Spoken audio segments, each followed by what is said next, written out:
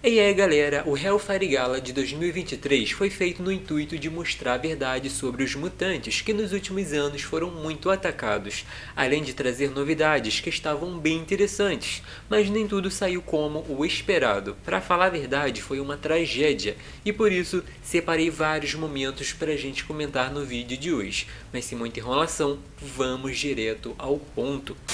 Miss Marvel é uma mutante. O quadrinho começa bem aí com a Emma e Scott comentando sobre a Kamala ser uma mutante, sendo que isso foi descoberto há um bom tempo, mas como ela morreu e foi ressuscitada pelos protocolos de Krakoa, não tinha como não contar.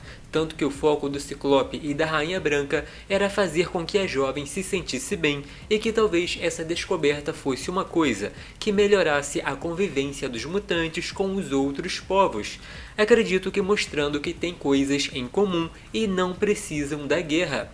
Inclusive, tudo aconteceu perto do baile, que já começou com a notícia que o Forge ia usar sua tecnopatia, trabalhando contra a fome e a falta de moradia. Tudo isso anunciado pelas Cuckoos, que foram as anfitriãs desse ano, sendo bem treinadas pela mãe, que queria tudo perfeito. Os Vingadores. Eu vi algumas pessoas comentando sobre a Feiticeira Escarlate não fazer nada para ajudar os mutantes, mas ela não era a única Vingadora muito poderosa ali. Capitã Marvel, Thor e Vampira também estavam e tiveram que sair voando porque receberam um chamado de emergência bem na hora e não tinham como recusar, já que não sabiam que se tratava de uma armadilha feita pelos inimigos a fim de afastá-los de Krakoa. O Capitão América, Sam, Pantera Negra e Visão também correram para os portais, o que quer dizer que apesar dos mutantes poderosos que ficaram, ainda assim se tornou uma força muito menor para salvar as pessoas que ficaram na festa.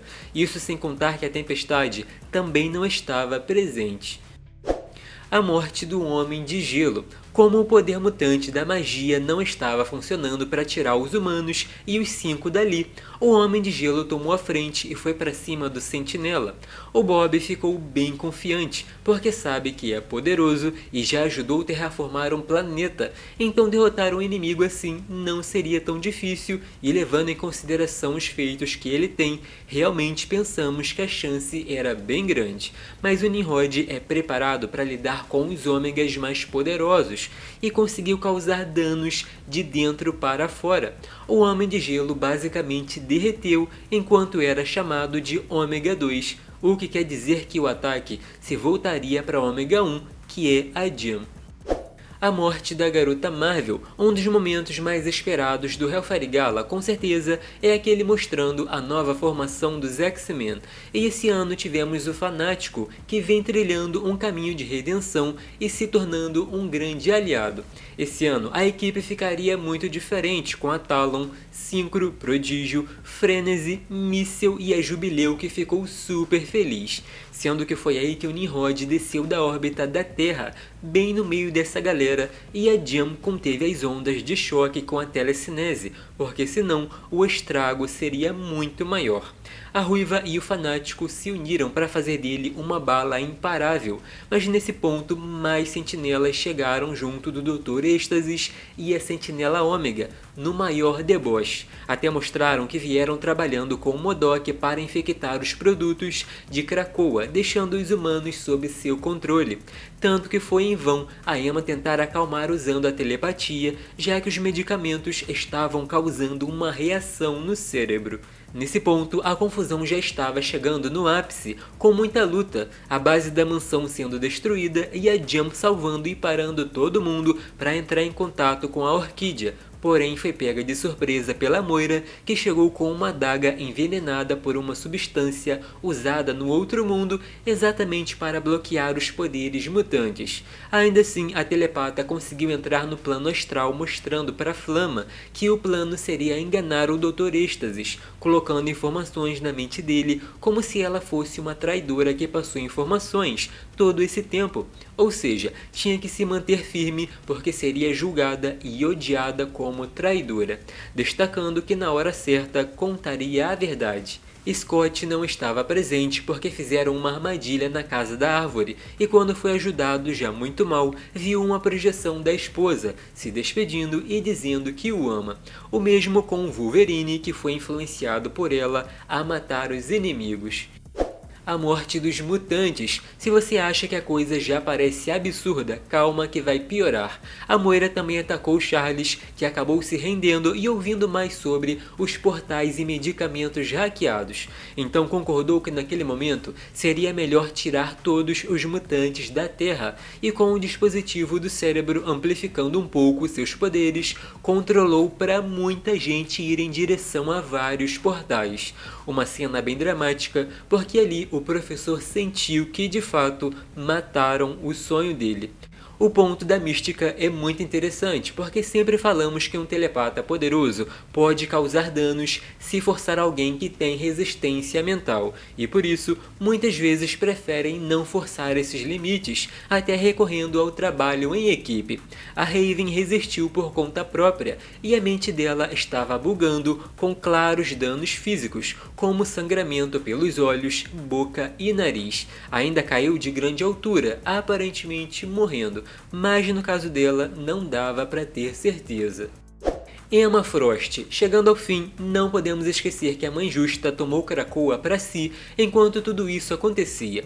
Outra coisa bem importante é que o Charles treinou seus alunos para resistirem a um ataque telepático poderoso, e fez isso porque quando a Emma ainda era inimiga, ele ficou com medo dos alunos estarem indefesos. Então nesse caso, a galera entra em transe e não obedece, mas a Emma despertou e gritou para a galera acordar. Disse para Lourdes teleportar quem ficou, e como ela nunca tinha feito isso com tanta gente, seria algo novo. O negócio é que a Moira surtou tentando parar, segurou Charles de novo, mas não deu tempo de evitar e eles foram direto para a antiga base do Clube do Inferno. Infelizmente, a Lourdes ficou muito ferida e morreu nos braços da Emma, que chorando a morte da amiga, liderou o grupo, indo direto para os portais que plantou naquela área. A ideia dela era matar todos os inimigos à distância com a telepatia. Enquanto isso, os X-Men iam cuidar das máquinas e ela voltaria usando a forma de diamante para ajudar, o que não deu para fazer porque só a Kate podia passar pelos portais, o que talvez tenha ligação com a história dela no começo como a única mutante que não conseguia passar. O detalhe é que o Rei do Crime se tornou aliado, então muito provavelmente esses inimigos dos mutantes também arrumaram briga com um dos piores vilões da Marvel. Vampira. E para terminar temos que falar da Flama, que foi considerada traidora e mesmo sabendo que seria odiada tinha que manter a pose de vilã. Moira tentou humilhar o Charles de todo jeito, mostrando que o sonho dele acabou e que também ia acabar com ele de uma vez por todas, o que não conseguiu porque a nossa vampira voltou em super velocidade, despedaçando o corpo robótico da inimiga, ameaçando a Flama, pegando o professor e voando para longe tão rápido que já estavam no oceano quando Charles resolveu falar alguma coisa. O detalhe é que ele percebeu que tinha mais alguma coisa errada. Não dava para sentir os mutantes que enviou para Arakko. Nesse momento, os dois ficaram desesperados, afirmando que eram milhares de pessoas, então como sumiram assim?